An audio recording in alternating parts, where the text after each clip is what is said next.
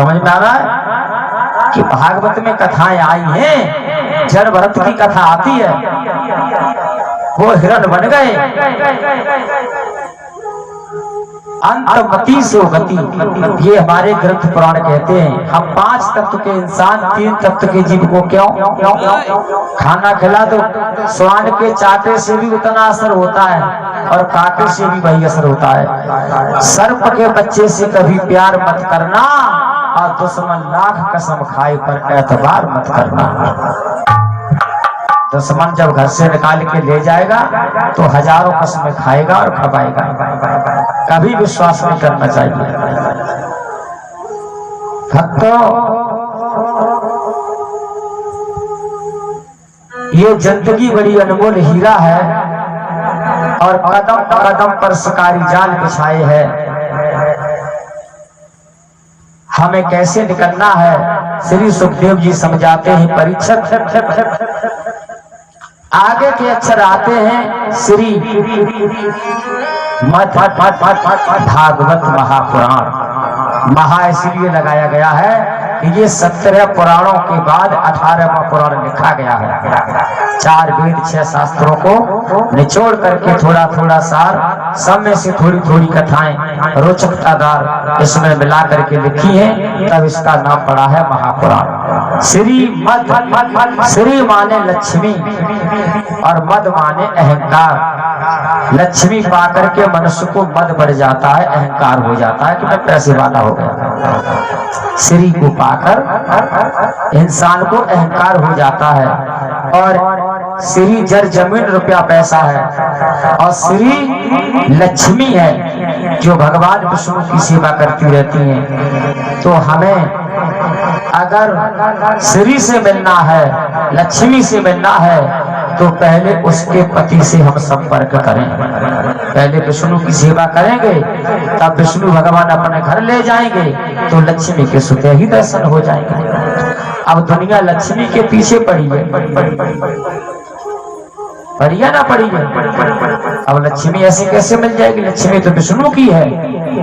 Direct Lakshmi से मिलोगे तो कोई लाभ नहीं होगा। आप विष्णु के द्वारा मिलोगे तो विष्णु भगवान भी मिलेंगे, लक्ष्मी भी मिलेगी। श्री माने लक्ष्मी रूपी, पैसा रूपी, मद माने अहंकार को त्याग कर भा से भक्ति करता है, गा से ज्ञान बढ़ता है और वा से वैराग उत्पन्न होता है, ता से तपस्या करके जीव मुक्त होकर के वैकुंठ को चला जाता है। ये श्रीमद् भागवत शब्द की परिभाषा है। और एक बात और बता दूं, आज दिन तक मैंने सोशल मीडिया पर नहीं बोली है, बड़े बड़े कथावाचकों के मुख से मैंने सुना है। सवाल किया जाता है कि शास्त्री किसे कहते हैं, तो कह देते हैं जो शास्त्रों को जानता है वही शास्त्री होता है। पंडित जवाहरलाल नेहरू हमारे भारत ने शास्त्री की पदवी दी और वो कहीं कथा कहने नहीं गए। भागवत नहीं पढ़ी उन्होंने, ना 6 शास्त्र पढ़े, लेकिन वो शास्त्री हो गए। यानी हमें हर ज्ञान की नॉलेज होनी चाहिए और अपने धर्मों के नियमों का पालन करते हुए समाज को सही दिशा निर्देश देना चाहिए। अब मैं बता रहा हूँ, शास्त्री तो उसे ही कहते हैं जिसके सद्विचार होते हैं। दूसरी बात हमें नालंदा शब्दकोश से मिली है, शास्त्री शब्द की संधि विच्छेद करो, सा अलग कर दो तो केवल स्त्री रह गया। साधन स्त्री बराबर शास्त्री। सा शब्द का विशेषण करो तो सा पुल्लिंग हो गया और स्त्री शब्द स्त्रीलिंग हो गया। अब स्त्री और सा को जोड़ना है हमें। अब भागवत पांडाल में माता बहनें बैठी हैं, ये स्त्री वर्ग है। उधर भाई बंधु पिता बैठे हैं तो वो पुल्लिंग वर्ग है भाई रजनीश जी इस बात को सुन लेना, तुम्हारे तो नेट पर पड़ेगा, अच्छे अच्छे कथावाचक इसको लिखेंगे और जीवन में ढालेंगे। बचपन से जवाबी गाए मैंने और शब्दकोश को पढ़ा है। जब लोग शास्त्री बताते हैं, शास्त्र पढ़ने वाला शास्त्री होता है, तो मुझे हंसी आती है। और छोटी सी बात है और न जानो तो बहुत बड़ी बात है।